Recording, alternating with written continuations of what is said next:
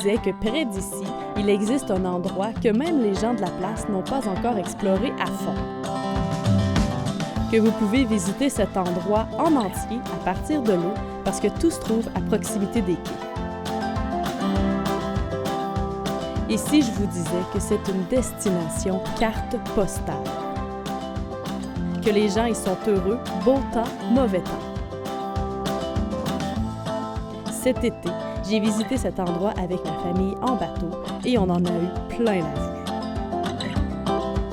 Mais je vous vois déjà venir avec vos questions. Est-ce qu'on a dormi dans un chalet ou dans une tente? Où est-ce qu'on a mangé? Est-ce qu'on a manqué de carburant? Est-ce qu'il y avait Internet? Vous pouvez dormir dans un centre de villégiature, un hôtel, une auberge ou même une maison historique sur les rives du lac. Les centres de villégiature où on a dormi étaient absolument incroyables. En fait, ils dépassaient toutes nos attentes. On a logé dans des lieux historiques qui nous ont littéralement transportés dans le passé. Et vous y découvrirez le Canada comme il était il y a 400 ans. C'est comme ça qu'on a été vraiment branchés et pas juste sur Internet. Est-ce qu'on a trouvé le temps long? Est-ce que les paysages sont partout pareils? Est-ce qu'il y avait des activités pour nous occuper? On a vu un superbe skatepark. On a fait un safari fossile. On a joué avec les enfants à la plage.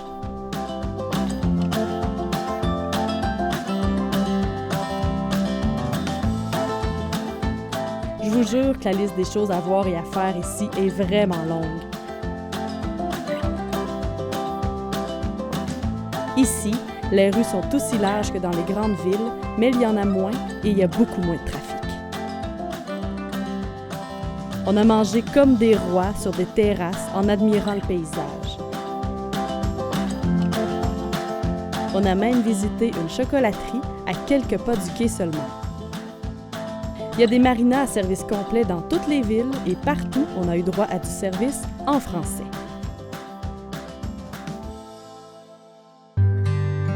Les gens ici en ont tellement long à dire à propos de leur région et de leur culture et ils en sont très fiers. Au fait, est-ce que je vous ai dit que je parle toujours d'un seul et même lac? Notre destination est venue déboulonner tous les mythes qu'on pouvait alimenter sur les petites villes ou les régions rurales. On avait entendu parler d'une région avec une statue de vache géante où tout le monde vit de la terre, avec un petit marché public le samedi matin. Le rythme est plus lent, mais c'est bien plus que ça. C'est une région chaleureuse où les frontières importent peu. Nous avons visité un lac, 2 provinces et 3 cultures. C'est un endroit où les familles viennent depuis des centaines d'années et d'où elles ne veulent pas repartir. En voyant la joie de ma famille et les enfants jouer, je n'ai pas pu m'empêcher de penser que ces familles jouent sur les rives depuis des générations. Je me rappelle quand on était passé par ici, une fois par la route 11, mais je réalise qu'on était passé à côté de la plus belle partie de la région.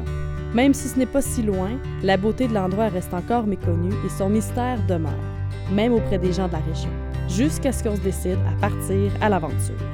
Cet été, j'ai visité le lac Témiscamingue en bateau avec ma famille et ça a été les plus belles vacances de toute ma vie.